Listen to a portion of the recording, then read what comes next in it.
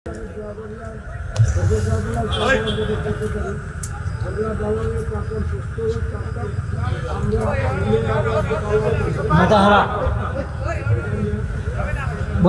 বসো বসো বসো। এটা আরো একটু জোরে করলো না। এর কি জীবনে কোনোদিন দেখছেন এই এলাকায়? এই এলাকার আসে আসে যাওয়া করে। তারপরও এটা আমার একটা কপাল আর কি, এটা আমার কপাল। আমি গত কয়েকদিন আগে এক মাহফিলে যে 3টা পাগল পাইছি। আমি যে গেলাম এই পাগলগুলাকে জীবনে দেখছেন আপনারা? কয় জীবনেও দেখিনি, আজকে প্রথম দেখতেছি। মানে আমাদের মাহফিলে পাগল ভাড়া করে নিয়ে আসে অনেকে, ছাইরা দেয় শুধু মাহফিলটা ডিস্টার্ব দেওয়ার লেগে। এরকম বহুত দায়িত্বশীল বহুত লোকজন আছে।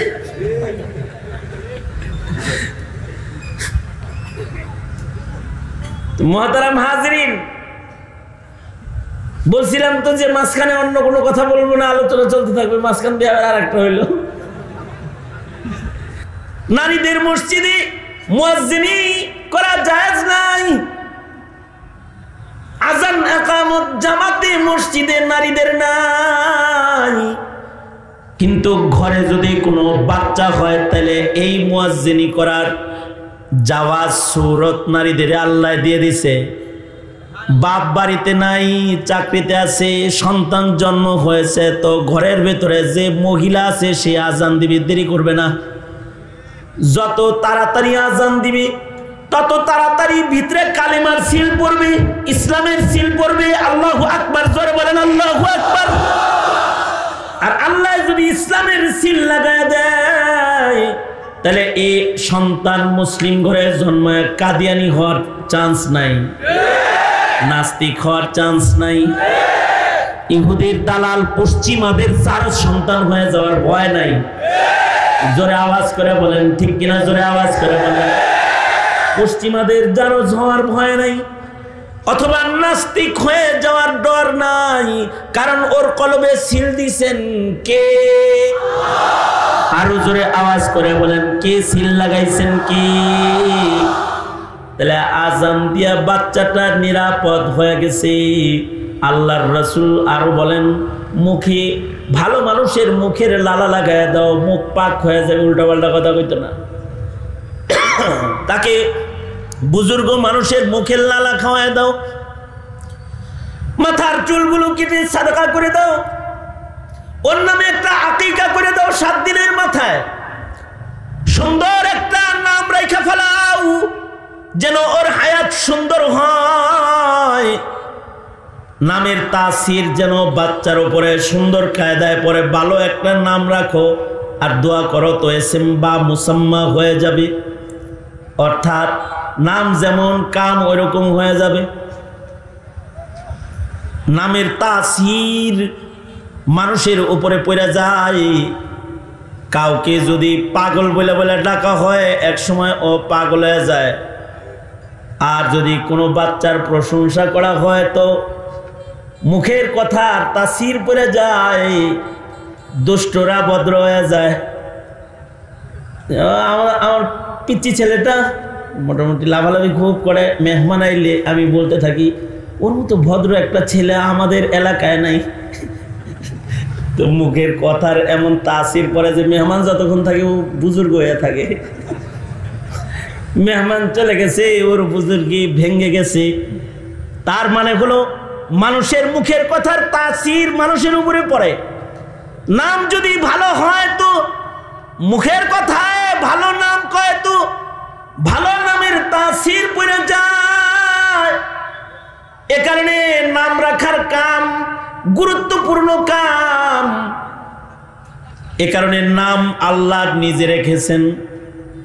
হাবিবুল্লাহরে পাঠাইবেন সব নবীর পরে, কিন্তু নাম রাখছেন সবার আগে। জান্নাতের গেটের ভেতরে নিজের নামের সাথে হাবিবুল্লাহর নাম লেখা দিছে। তাওরাতের, ইনজিলের, জবুরের পাতায় পাতায় হাবিবুল্লাহর নাম লেখা দিছে। আল্লাহু আকবার, জোরে করে বলেন। কে নাম রেখেছে? হযরত জাকারিয়া মসজিদুল আকসায় বসে বসে কয়, গো আল্লাহ আমাকে একটা বাচ্চা দেন, একটা সন্তান দেন। আল্লাহ কয় ইন্নী নুবাশশিরুকা বিগুলাম, একটা ছেলে বাচ্চা দিলাম, কিন্তু নাম রাখার মাতবরি তোমাকে দিলাম না, নামও আমি আল্লাহ নিজে রাইখা দিলাম, ইসমুহু ইয়াহিয়া। নাম রাখার কাম একটা গুরুত্বপূর্ণ কাম। এ কারণে আগের জমানায় বাচ্চাদের নাম ভালো মানুষ দিয়ে রাখা হইতো। নবীর যুগে বাচ্চা হইলে নবীর কোলে দিত, নবীর নাম রাখত, মুখের লালা খাইয়ে দিত। আবু বকরের যুগে বাচ্চা হইলে হযরত আবু বকর মুখের লালা খাওয়ায় দিত, নাম রেখে দিত। হাসান বসরির জন্ম হয়েছে হযরত উমরের যুগে। হাসান বসরির বাবা হযরত উমরের কোলে নিয়ে বলে আমিরুল মুমিনিন, বাচ্চাটা তাহনিক করে দেন, আপনার মুখের লালাকে ওর প্রথম খাবার বানায়া দেন। হযরত উমর নিজের মুখের লালা খাইয়ে দিছেন। হাসান বসরির বাবা বলে আমিরুল মুমিনিন নামটা আপনি রাইখা দেন। হযরত উমর বলে সাম্মুহু হাসানান ফাইন্নাহু হাসানুল ওয়াজহি, তার নামটা হাসান রাখো, তার চেহারাটা বড় সুন্দর, নবীর নাতির নামে নাম হবে।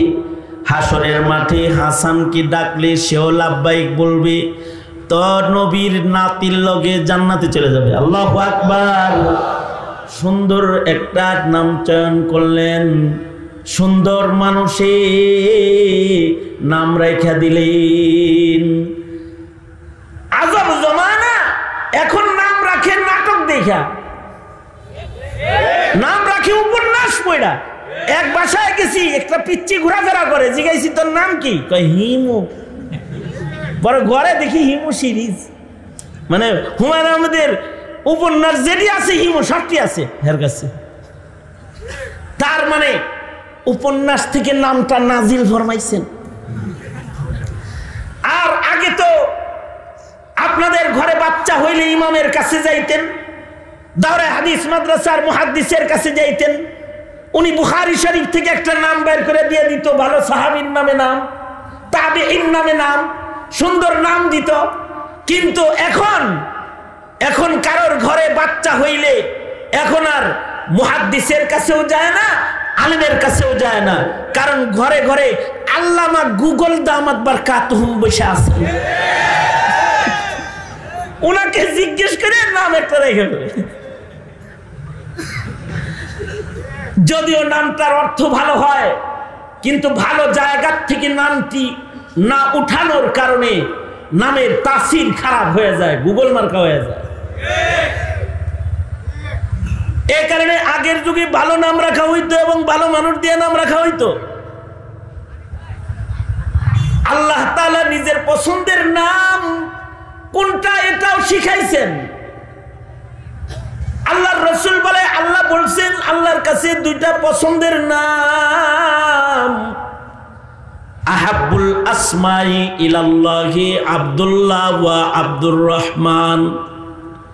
আল্লাহর কাছে সবচেয়ে পছন্দের দুইটা নাম, একটা নাম হলো আব্দুল্লাহ আর একটা হলো আব্দুর রহমান। এই হাদিস শোনার পরে কোটি কোটি বাচ্চার নাম আব্দুল্লাহ আব্দুর রহমান রেখেছে মুসলমানের সন্তানরা। আল্লাহর রাসূলের নাম মুহাম্মদ, এ কারণে কোটি কোটি উম্মতের নাম মুহাম্মদ। নবীর নামে নাম রাখার জন্যে ভালো মানুষের সাথে নামকরণ করতে হয়। এখন তো নাম ইহুদির সাথে মিলায় রাখে। এক বাসায় যায় শুনি ছেলের নাম রাখছে ফ্রান্সিস। হ্যাঁ, কি লাগে ফ্রান্সিস? খ্রিস্টানরা বাড়া থাকতো, এখানে থাকতো, ছেলেটার নাম ফ্রান্সিস, ওর চেহারা মিল, এই জন্য ওর মায় ফ্রান্সিস বলে ডাকে। ফ্রান্সিস বলে ডাকে, একটু চিন্তাও করে নাই এই নামের বদতাসির কিরকম হইতে পারে। নামের একটা নেক তাসির আছে, নামের একটা বদতাসির আছে। নাম ভালো হইলে হায়াতে ভালো হয়ে যায়। আমাদের এক উস্তাদ বলেছেন, ওনার কাছে এক বাপ আইছে, বাবা আইসা বলে কি যে হুজুর আমার মেয়ের জন্য একটু পানি ভরা দেন। কি হয়েছে? বিয়া হয় কিন্তু ভাঙ্গে যায়। কয়টা ভাঙছে? 4টা। এটা কয় নাম্বার? 5ম নাম্বার। ঠিক আছে, পানি ভরা দিই। মেয়ের নাম কি? বিজলি। বিজলি নামের তাসির এমন ভাবে পড়ছে যে এটা জামাইয়ের উপরে খালি টর্নেডো হয়ে হয়ে পড়ে, স্বামীর ঘর করতে পারে না। নাম সুন্দর হইতে হয়। এই তোরা কি গুগল দামাত বারকা তোমার কাছে নাম রাখবি বাচ্চা কাচ্চার? যুবক ভাইরা যেগুলো বিয়া করবা ভবিষ্যতে, পিচ্ছি বাচ্চি যা বিয়া করবা, নাম ভালো মানুষ দিয়ে রাখবা ইনশাআল্লাহ। বলো ওয়াদা করো, ওয়াদা করো। মুসলিম ঘরে বাচ্চা হবে তো নাম ভালো মানুষ রাখবে ইনশাআল্লাহ। বলেন তাহলে নাম ভালো হবে তো নামের তাসির ভালো হবে। শুধু নাম হইলে হয় না, কামও হইতে হয়। এ কারণে আগের যুগে গুরুস্থানে সাইনবোর্ড লাগানো থাকতো, এর নামের মানুষ এই গুরুস্থানে দাফন হবে, কাম এরকম হইতে হবে, তাইলে গুরুস্থানে জায়গা পাবে। এখন তো নাস্তিকেও মুসলমানের গুরুস্থানে জায়গা পায়।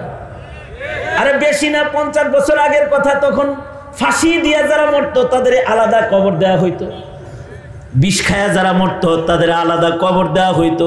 আর নাস্তিক মুরতাদ তো ছিলই না। একটা সময় গেছে যে সময়ে আলেমদেরকে আলাদা কবর দেওয়া হতো, মুহাদ্দিসদেরকে আলাদা কবর দেওয়া হতো। যেমন উজবেকিস্তানে একটা কবরস্থান আছে, কবরস্থানের নাম মুহাম্মদী কবরস্থান। শত শত মাইত ওখানে ঘুমায় রয়েছে, সবার নাম মুহাম্মদ। আজিব শর্ত অক্ষকারী উনি লিখছেন, গুরুস্থানের গেটে লিখে দিয়েছেন মুহাম্মদ নাম ছাড়া কেউ এই গুরুস্থানে দাফন হবে না। দ্বিতীয় নম্বর শর্ত হলো 1 লাখ হাদিস সনদ সহ মুখস্থ করা লাগবে। 1 লক্ষ হাদিসের হাফেজ যিনি হবেন তিনি এখানে শুইবেন। ইমাম বুখারী রহমাতুল্লাহি আলাইহির 17 জন উস্তাদ, মুহাম্মদ নামী উস্তাদ এই গুরুস্থানে ঘুমিয়ে আছে। আজব কবরস্থান। 1 লাখ হাদিস মুখস্থ না করলে ওই গুরুস্থানের মাইয়িত হওয়া যায় না। সাহেবে হেদায়ার 1 লক্ষ হাদিস মুখস্থ ছিল, কিন্তু তারপর ওই গুরুস্থানে উনি জায়গা পায় নাই। কারণ হলো ওনার নাম মুহাম্মদ না, মুহাম্মদ নাম না, এই কারণে এই কবরস্থানে ওনাকে দাফন করতে দেয় নাই কবরস্থান কর্তৃপক্ষ। অথচ ফিকহের সবচেয়ে আজব ভান্ডারের মালিক, হেদায়ার মতো আশ্চর্য ফিকহের ভান্ডার হানাফি মাযহাবের আর হয় না। এই গুরুস্থানে জায়গা পায় নাই, নাম মুহাম্মদ না। এই জন্য নাম ভালো হইতে আগের যুগের নাম এমন পাওয়া যায়, আব্দুল্লাহ ইবনে আব্দুল্লাহ ইবনে আব্দুল্লাহ ইবনে আব্দুল্লাহ। বাপের নামও আব্দুল্লাহ, দাদার নামও আব্দুল্লাহ, পর দাদার নামও আব্দুল্লাহ, নাতির নামও আব্দুল্লাহ। কারণ কি? আল্লাহর কাছে আব্দুল্লাহর নাম পছন্দের, এই কারণে আব্দুল্লাহ নাম রেখেছে। আর আশ্চর্য জগৎ এখন নাম পছন্দ করে, ছেলের নাম শখ করে রাখছে আগুন। এর নামের তো একটা বদতাসির আছে। আর যদি ছেলের নাম রাখে মুহাম্মদ, আহমদ, নবীর নামে নাম রাখছে, এটার একটা নেক তাসির আছে। নাম রাখছে আল্লাহর পছন্দের নাম আব্দুল্লাহ, আব্দুর রহমান, তাহলে এটার একটা নেক তাসির আছে। নামের কারণে হায়াত সুন্দর হয়, আবার নামের কারণে হায়াত সুন্দর হয়ে যায়। শুধু হায়াত সুন্দর হলেই হয় না, মরণ সুন্দর হইতে হয়। এ কারণে হযরত ঈসা আলাইহিস সালাতু ওয়াস সালাম মরণের সময় সালামতি চেয়েছেন আল্লাহর কাছে, মরণটা যেন ভালো জায়গায় হয়, মরণটা যেন ভালো সময় হয়, ভালো মানুষের ভিড়ে যেন মরণ হয়। এই দোয়া আল্লাহর রাসূল নিজেও করেছেন। কারণ মৃত্যু যদি হয় টিভির ঘরে, সিনেমা হলে, অথবা যাত্রার প্যান্ডেলে, আর যদি কারোর মরণ হয় কাবার মাতাফে বাইতুল্লাহ শরীফে আল্লাহর ঘরে জায়নামাজের উপরে, ব্যবধান আছে না? এ কারণে হযরত ঈসা আল্লাহকে বলতেছেন ওয়াসসালামু আলাইয়া ইয়াউমা উলিদতু ওয়া ইয়াউমা আমুতু। ওগো আল্লাহ, সালামতি যেন হয় আমার মৃত্যুর দিনে। এ কারণে হযরত ঈসা আলাইহিস সালামের মৃত্যু হবে মদিনায় সবচেয়ে সালামতির জায়গায়। খ্রিস্টানরা মনে করে ঈসা নবী মারা গেছে, কিন্তু আমাদের আকীদা ঈসা নবী মরেন নাই। কোরআন বলে ঈসা আলাইহিস সালাম আসমানে আছেন, জমিনে আবার আসবেন, কিয়ামতের পূর্বে আসবেন।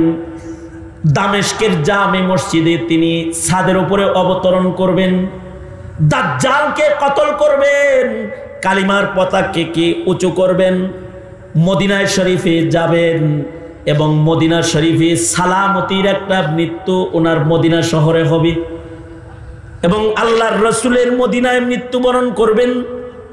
আশ্চর্য একটা দাফন পাইবেন, হাবিবুল্লাহর পাশে রূহুল্লাহ ঘুমাইবেন। আল্লাহর রাসূল ঈসা নবীর কবরের জায়গাও দেখায় দিয়ে গেছে। আল্লাহু আকবার, জোরে করে বলেন আল্লাহু আকবার। কারণ মদিনায় মরণের চাইতে ভালো মরণ নাই। ঈসা আলাইহিস সালামও মদিনায় মরবেন, কারণ মদিনার মৃত্যু সালামতির মৃত্যু। এ কারণে ইমাম মালিক মদিনায় মৃত্যুবরণ করার জন্য জীবনের শেষ ভাগে মদিনার বাইরে যায় নাই। শাইখুল হাদিস জাকারিয়া রাহমাতুল্লাহি আলাইহি মুহাজিরে মদিনী হয়ে গেছেন মদিনায় মরার লেগা। হযরত ওমর সারা জনম দোয়া করছেন মদিনায় মরার লেগা। ওগো আল্লাহ, আপনি আমাকে মদিনায় মরণ দিন। ভালো মাটিতে মরণ পাওয়া, ভালো মানুষের ভিড়ে মরণ পাওয়া, এটা একটা কপালের ব্যাপার। যেমন আলী ইবনুল মাদিনী মৃত্যুবরণ করতেছে, মদিনা শরীফে মরে গেছে। আশ্চর্য কপাল উনার, যেদিন উনি মারা গেছে ওই দিনই নবীজির গোসলের যে খাট, অর্থাৎ আল্লাহর রাসূল ইন্তেকালের পরে যে খাটের উপরে আল্লাহর রাসূলকে গোসল দেওয়া হয়েছে, যেই খাটের উপরে আল্লাহর রাসূলকে কাফন পরানো হয়েছে, আলী ইবনুল মাদিনী মারা গেলে ঘটনাচক্রে ওই খাটটা সেই দিন মিউজিয়াম থেকে আবার বের করা হয়েছে। আলী ইবনুল মাদিনী মারা গেছে, তো আলী ইবনুল মাদিনীকে ওই খাটে শোয়ানো হয়েছে। নবীজি যে পালকিতে চইরা কবর জগতে গেছেন, আলী ইবনুল মাদিনী ওই পালকিতে চইরা কবর জগতে গেছেন। ইমাম বুখারী রাহমাতুল্লাহি আলাইহির বড় শফিক উস্তাদ ছিলেন আলী ইবনুল মাদিনী। ইমাম বুখারী নিজের বুখারী শরীফকে আলী ইবনুল মাদিনীর রিওয়ায়াত দিয়ে ভরে রাখছেন। মদিনা শরীফে মরণ হয়েছে। আর কারোর মরণ হয় নাস্তিকের মিছিলে, মুরতাদের মিছিলে, আর গণতন্ত্রের মিছিলে গিয়ে মরণ হয়ে যায়। কারোর মরণ হয় ইহুদিদের দলে, আর কারোর মরণ হয় মুজাহিদদের দলে, মুসলমানের দলে, ইসলামের দলে মুসলিম হিসাবে মরণ হয়ে যায়। মরণ যদি ভালো হয় তাহলে হাদিস শরীফে আছে যাদের মরণ ভালো তাদের কবর ভালো। শুধুমাত্র মরণ চিত্র যদি ভালো হয়, কারণ আমরা কেউ এমন নাই যে মরণ থেকে রেহাই পাবো। মরণ থেকে যতই পালাও মরণ তোমায় লইবে ঘিরি, যদিও সুদূর আকাশ পানি পালাও সে থাই লাগায় সিঁড়ি। মরণ থেকে পালানো সম্ভব নয়, মরণের মুখোমুখি হতেই হবে, কিন্তু নিরাপদ মরণ আল্লাহর কাছে চাইতে হয়। আল্লাহুম্মা আহিনি মিসকিনা ওয়া আমিতনি মিসকিনা ওয়াহশুরনি ফি জুমরাতিল মাসাকিন। আল্লাহুম্মা আহিনি মুসলিমা ওয়া আমিতনি মুসলিমা ওয়াহশুরনি ফি জুমরাতিল মাসাকিন। আল্লাহুম্মা আহিনি মা আলিমতাল হায়াতা ফি খায়রান লি ওয়া তাওয়াফানি ইদা আলিমতাল ওয়াফাতা খায়রাল লি আল্লাহুম্মা আহিনি মা আলিমতাল হায়াতা খায়রাল লি ওয়া তাওয়াফানি ইদা আলিমতাল ওয়াফাতা খায়রাল লি। আল্লাহর কাছে একটা ভালো জায়গায় মরণ চাইতে হয়, আল্লাহর কাছে একটা ভালো সুন্দর চিত্রের মরণ কামনা করতে হয়, কারণ মরণ চিত্র যদি কারোর ভালো হয় কবর চিত্র তাদের আল্লাহ তাআলা ভালো বানায়া দেয়। এ কারণে হাদিস শরীফে আছে কেউ যদি শেষ কথা হয় লা ইলাহা ইল্লাল্লাহ তার কবর জান্নাত হয়ে যায়। কারোর মরণ যদি হয় রোজার মাসে তার কবরের আযাব মাফ হয়ে যায়। কারোর মরণ যদি হয় জুমার দিনে জুমার রাতে কবরের আযাব মাফ হয়ে যায়। কারোর মরণ যদি হয় ইবাদতের ভেতরে মরণ ভালো তো কবর ভালো হয়ে যায়। এ কারণে নামাজের সেজদায় মরণ কামনা করছে, এ কারণে মৃত্যুর আগে ওযু করে নামাজে দাঁড়াইছে, মৃত্যুর আগে কিবলামুখী হয়ে শুইছে। যেমন হযরত আবু বকর মৃত্যুর আগে কিবলামুখী হয়ে শুইছেন, যেমন হযরত আমিরে মুআবিয়া মৃত্যুর আগে গোসল করছেন, সুন্দর জামা পরছেন, তারপরে কিবলামুখী শুয়ে শুয়ে জিকির করতেছেন। তখন আওয়াজ শুনতে পায় সামনের থেকে ডাক দেওয়া হচ্ছে, ইয়া আইয়াতুহান নাফসুল মুতমাইন্নাহ ইরজিই ইলা রাব্বিকি রাযিয়াতাম মারযিয়াহ ফাদখুলি ফি ইবাদি ওয়াদখুলি জান্নাতি। মরণটা কিবলামুখী হয়ে মরতেছেন। আমাদের বুজুর্গরা এরকম, যেমন হযরত উসমান কোরআন তেলাওয়াত করতে করতে মরতেছেন।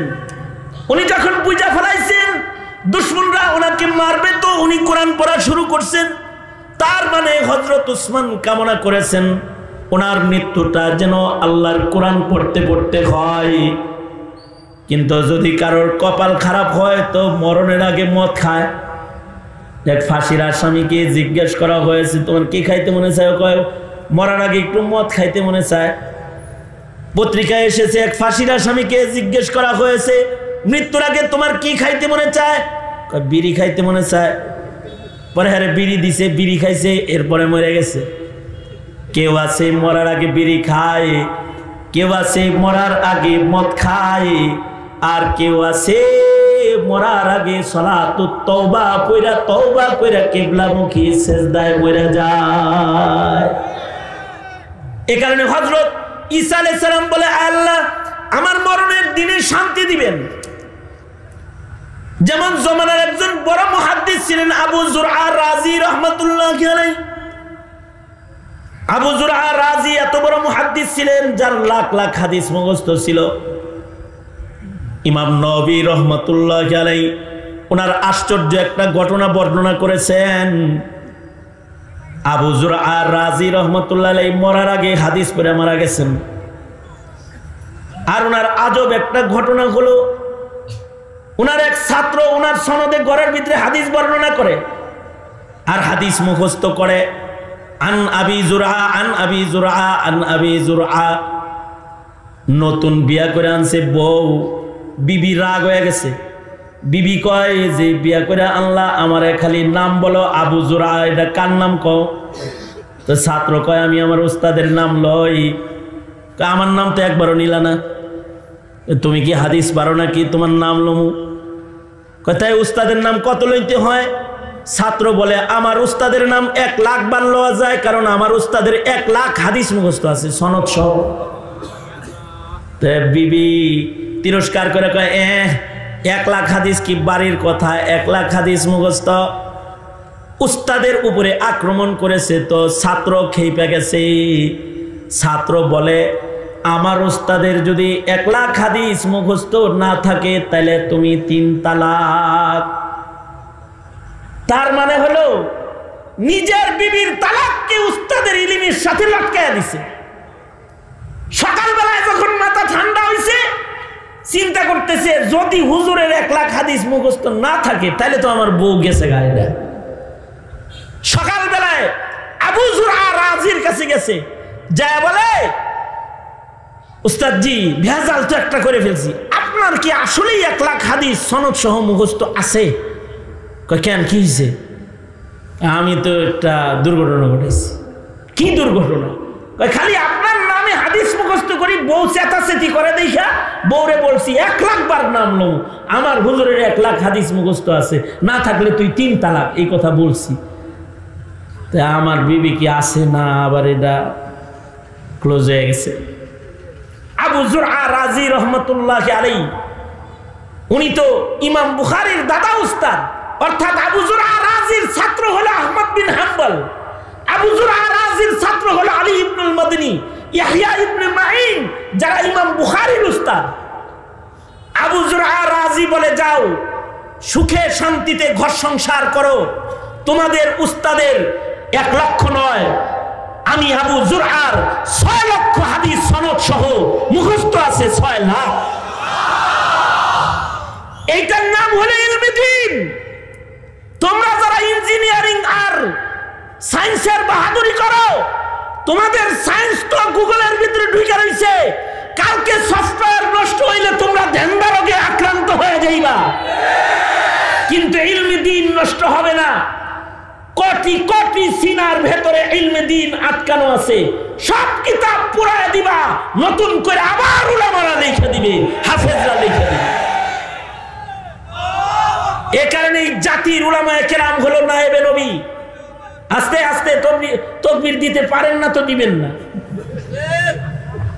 আপনারা সেই শাহজালালের জমিনের লোক তো এখন আর না, এখন আপনারা হলো অন্য জমিনের লোক। রাগ হইছেন? কারণ আগের শাহজালালের তাকবীর ছিল ভিন্ন, আর শাহজালালের মাটির মানুষদের তাকবীরও ভিন্ন ছিল। আপনাদের তো মানে এখন অবনতি করছে, মেরামেরি করেন মিয়া। পারলে তাকবীর দিলে ভালো করে দিবেন, দাঁড়ায়া দিতে হয় তাকবীর, আর পুরা মাহফিল কাঁপাইতে হয়, দিলে দেওয়ার মতো দিবেন।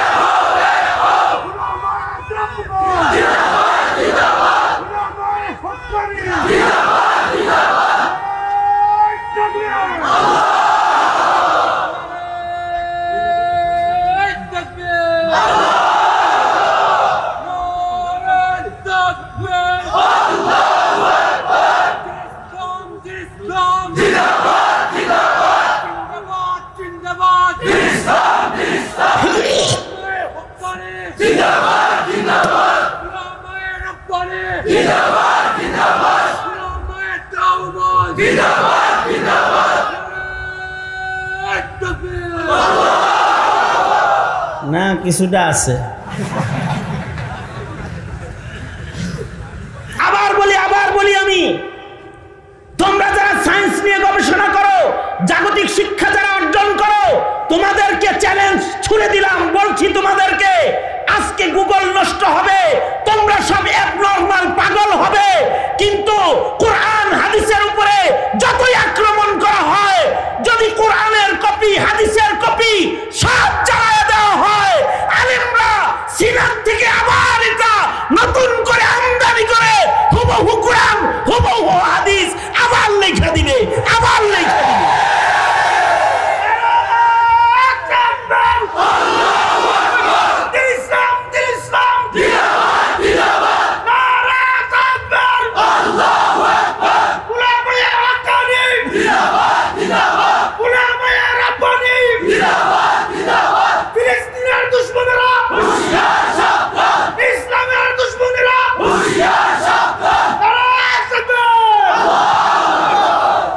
কারণ ইলমে দ্বীন হিফাজত করার জিম্মাদার কে? জোরে আওয়াজ করে বলুন কে? আল্লাহ। এই কারণেই ছোট ছোট বালকরা হাফেজ কোরআন হয়। কপাল ভালো তার যার কবর হাফেজদের গুরুস্থানে হয়। আরেকটা গল্প শুনে,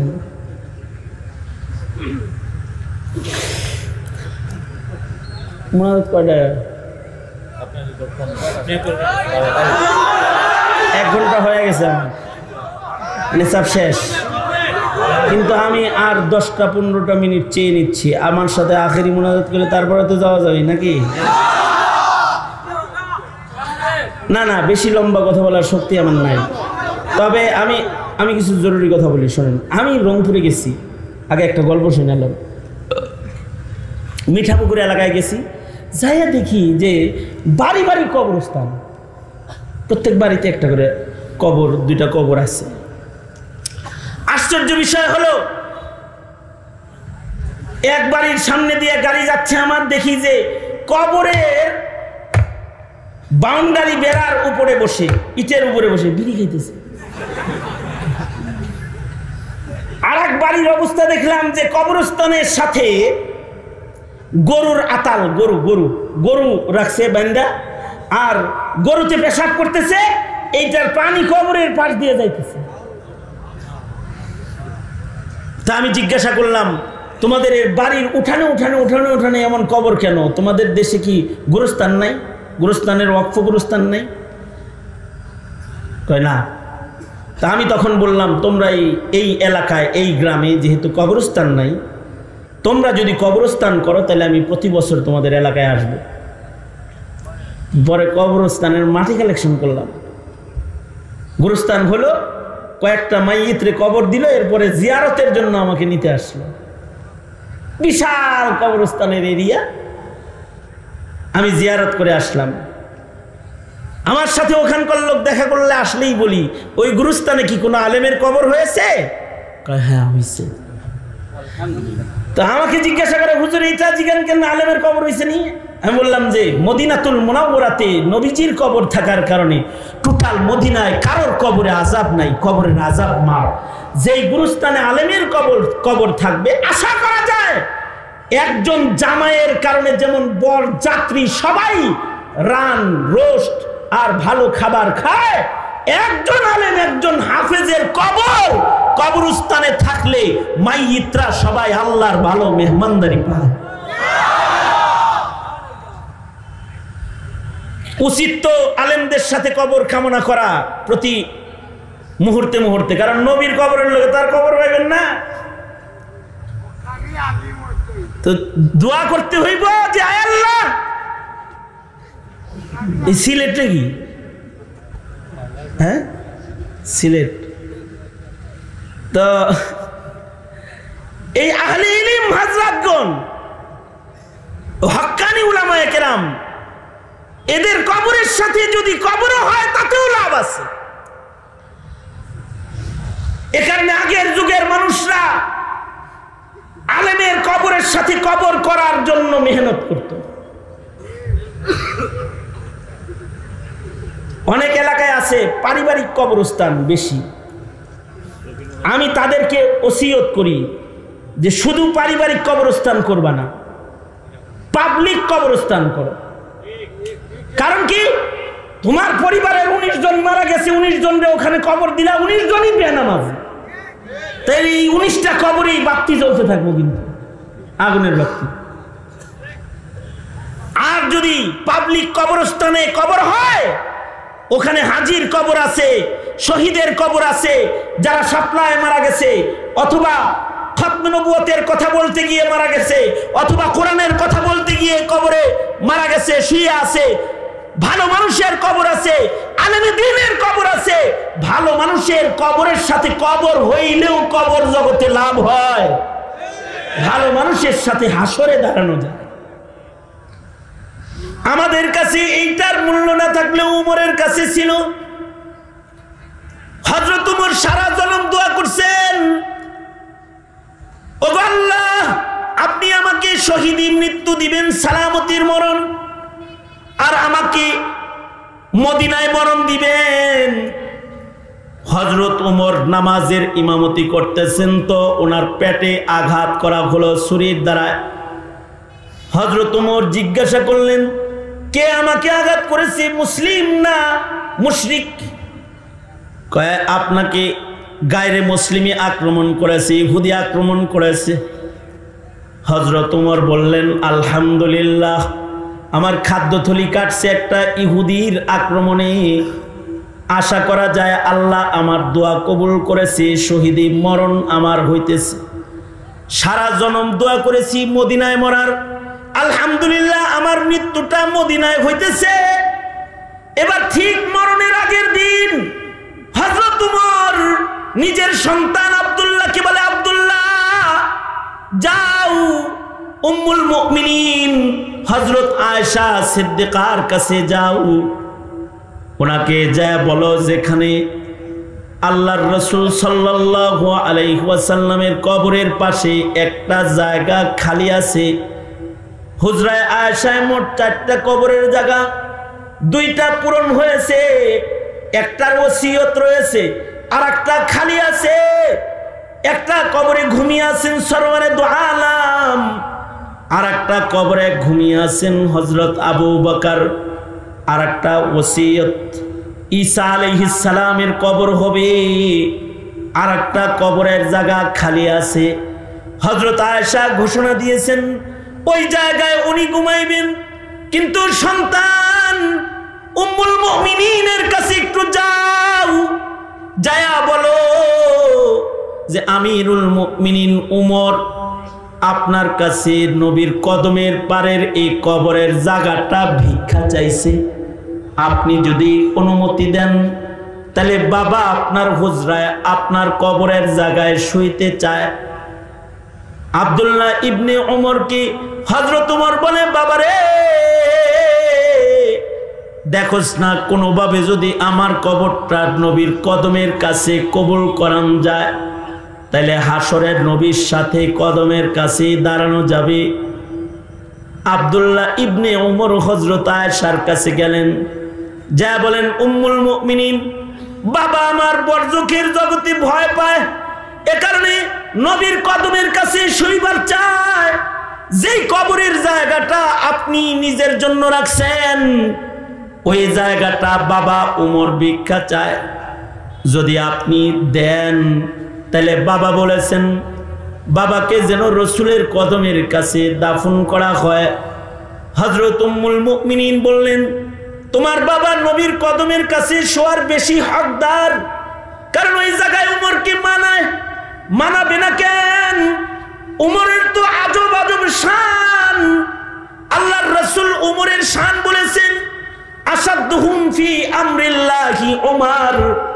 আল্লাহর রাসূল উমরের শান বলেছেন ফারুক বাইনাল হাক্কি ওয়াল বাতিল উমর। আল্লাহর রাসূল উমরের শান বলেছেন লাউ কানা বাদি নবিয়্যুল লাকানা উমর। আমার পরে যদি কেউ নবী হয় তাহলে সে উমর হতো। আল্লাহর রাসূল আরো বলেন মুহাদ্দিসি উমর। সব নবীর একজন করে মুহাদ্দিস আছে। মুহাদ্দিস বলা হয় যে হাদিস পড়ায়, আর মুহাদ্দিস বলা হয় যার কলবের ভেতরে আল্লাহর কথা ইলকা হয়। আল্লাহর রাসূল বলেন সব নবীর একজন করে মুহাদ্দিস আছে, আমি নবীর মুহাদ্দিসের নাম হলো উমর। তার মানে উমরের কলবের ভেতরে আল্লাহর কথা ইলকা হয়। এ কারণে 21 জায়গায় কোরআনের আয়াত হযরত উমরের মেজাজ মতো আল্লাহ তাআলা নাজিল করেছেন। এমন কি হযরত উমরের শান হলো মসজিদের মিম্বরে বসে বসে লস্করে সারিয়াকে উনি দেখেন আর ডাকেন। হযরত উমরের শান হলো মদিনায় কেউ ভালো স্বপ্ন দেখলে সে স্বপ্নটা উমর নিজেও দেখেন। আব্দুল্লাহ বিন যায়েদ বিন আব্দে রব্বি আজান স্বপ্নে দেখেছে, আল্লাহর রাসূলের কাছে বলবার লাগছে। আল্লাহর রাসূল বললেন রুয়াতুকা সাদিকান সালিহান, তোমার স্বপ্ন সত্য স্বপ্ন। এই আজান কিয়ামত পর্যন্ত নামাজের এলান হিসেবে ব্যবহার হবে। তুমি সাহিবুত তাজিন। যখন আব্দুল্লাহ বিন যায়েদ বিন আব্দে রব্বির নাম ইতিহাসের পাতায় উঠা গেল, আজানগুলো মসজিদের মিনারায় লেগে গেল, বিলাল মুয়াজ্জিন হয়ে গেল।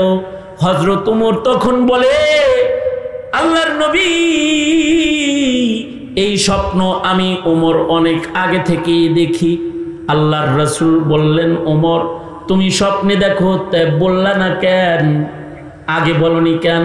হযরত উমর বলে নিজেকে একটু নিচে নামায়া আমার এক ভাইকে উপরে উঠাইলাম। আমি যদি কথা বলি তাহলে ইতিহাসের পাতায় আমার নাম উঠা যাবে। আমি চাই নাই আমার কারণে আমার ভাইয়ের ইজ্জতের কমি হোক। আব্দুল্লাহ বিন যায়েদ বিন আব্দে রব্বিহিকে ইতিহাসের পাতায় নাম লেখানোর জন্য আমি চুপ করে বসেছিলাম। অর্থাৎ ভালো স্বপ্নে দেখলেও ওমর দেখে। হযরত আলী নিজে বর্ণনা করেন, আমি স্বপ্নে দেখি ওমর ওইটা দেখে। হযরত আলী বলেন, রাতের বেলায় স্বপ্নে দেখি আল্লাহর রাসূল ফজরের নামাজ পড়াইতেছেন, ওমরের যুগ। আল্লাহর রাসূল ফজরের নামাজ পড়ায় ঘুরে বসলেন। এক টুকরি খেজুর নবীজির কাছে হাদিয়া আসলো। আল্লাহর রাসূল মসজিদের ভেতরে খেজুরগুলাকে একটা একটা একটা একটা করে বন্টন করলেন। হযরত আলী বলেন, আমিও স্বপ্নের ভিতরে সিরিয়ালে দাঁড়ায় গেলাম, আমাকেও একটা খেজুর রাসূল দিলেন, আমি খেজুর খাইলাম, আরেকটা চাইলাম, নবী মুস্কি হাসলেন, দিলেন না, সবার সমান। আমার ঘুম ভেঙে গেল, বেলাল আজান দিয়ে দিল, মসজিদে আজান হয়ে গেছে, মসজিদের আজান হয়েছে। আমি মুয়াজ্জিনের আজান শুনে মসজিদে গেছি, যা দেখি হযরত ওমর নামাজ পড়াইতেছে। ঠিক রাসূল যেই সূরা পড়ছেন ওমর সেই সূরা দিয়ে নামাজ পড়াইলো। নবী যেখানে স্বপ্নে হেলান দিয়ে বসেছেন দেখেছি, ওমর সেখানে হেলান দিয়ে বসলো। এক টুকরি খেজুর আসলো, হযরত ওমর নবী যেমনে যেমনে বাড়ছে হযরত ওমর অমনে অমনে বাড়তে লাগলো। হযরত আলী বলেন, আমি সামনে দাঁড়ায় গেলাম, হাত পাতলাম, হযরত ওমর আমাকে একটা খেজুর দিলে আমি মুখে নিলাম।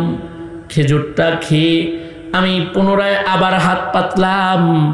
আশ্চর্য, ওমরের বসিরত, ওমরের দূরদৃষ্টি এত যে হযরত ওমর বলে, আলী রাতের বেলায় এই জায়গায় বসে আল্লাহর নবীর খেজুরের বন্টন যখন হয়েছে, নবী তখন তোমাকে একটা খেজুর দিয়েছে, দুইটা দেয় নাই। আমি দুইটা দিয়া নবীর সুন্নতকে কেন ভেঙে ফেলবো? অর্থাৎ হযরত ওমরের শান, হযরত ওমর এত বসিরতওয়ালা মানুষ। হযরত ওমর তো নবীর কদমের কাছে শোয়ার অধিকার রাখেন। হযরত আয়েশা সিদ্দিকা বললেন, যাও ওমরকে নিশ্চিন্ত হইতে বলো, রাসূলের কদমের কাছেই তার কবর হবে।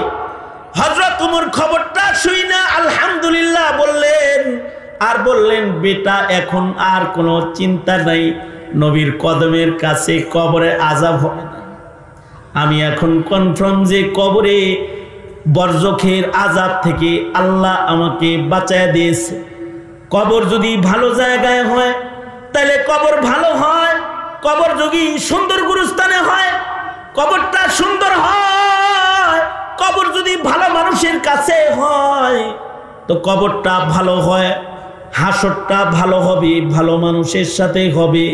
তবে ভাইও, সবার কবর নুরউদ্দিন গওহরপুরী রহমতুল্লাহের সাথে বানানো সম্ভব না, সবার কবর গাজীনগরীর হজরতের সাথে বানানো সম্ভব না, সবার কবর শাইখে কোরিয়া শাইখে বাগার সাথে বানানো সম্ভব না, সবার কবর শাহজালাল মুজাররাদি ইয়ামানির সাথে বানানো সম্ভব না, সবার কবর শাহপরানের সাথে বানানো সম্ভব না, সবার কবর হাফিজি হুজুরের সাথে বানানো সম্ভব না।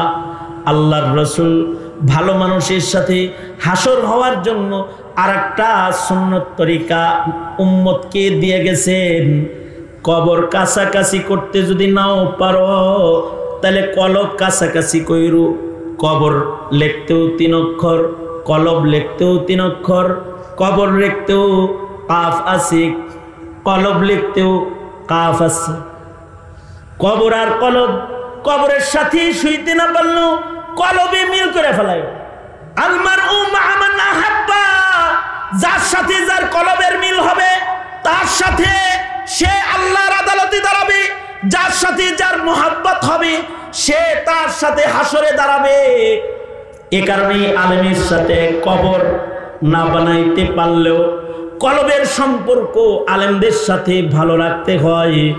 তাতেও ময়দানে মাহশারে আলেমদের সাথে হাসর হওয়ার চান্স আছে। এই কারণে আলেমকে জেলে রাখা যায় না, দিলে রাখা যায়। এই মিল্লাত উম্মতের আলেমদেরকে জেলে রাখা যায় না, দিলে রাখতে হয়। মামুনুল হককে জেলে রাখা যায় না, দিলে রাখতে হয়। সাখাওয়াত রাজিকে জেলে রাখা যায় না, দিলে রাখতে হয়। আজিজুল হক ইসলামাবাদী জুনায়েদ আল হাবিবকে জেলে রাখা যায় না, দিলে রাখতে হয়। আলেমদেরকে দিলের ভেতরে বসায় রাখতে হয়।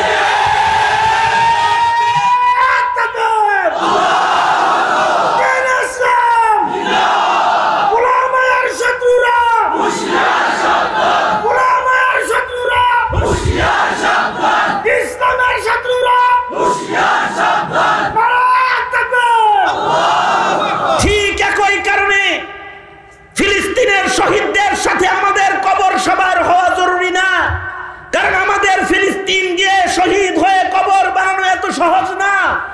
কবর কাছাকাছি না নিতে পারলেও ফিলিস্তিনিদের দরদে যাদের চোখের পানি পড়বে, ফিলিস্তিনিদের জন্য যাদের মুখ খুলবে, ফিলিস্তিনিদের পক্ষে যারা কথা বলবে, কবর কাছাকাছি না হলেও কলব কাছাকাছি হয়ে গেলে শহীদদের সাথে হাসর হয়ে যাবে, শহীদদের সাথে হাসর হয়ে যাবে। সুতরাং হাসর ভালো বানাইতে হয়।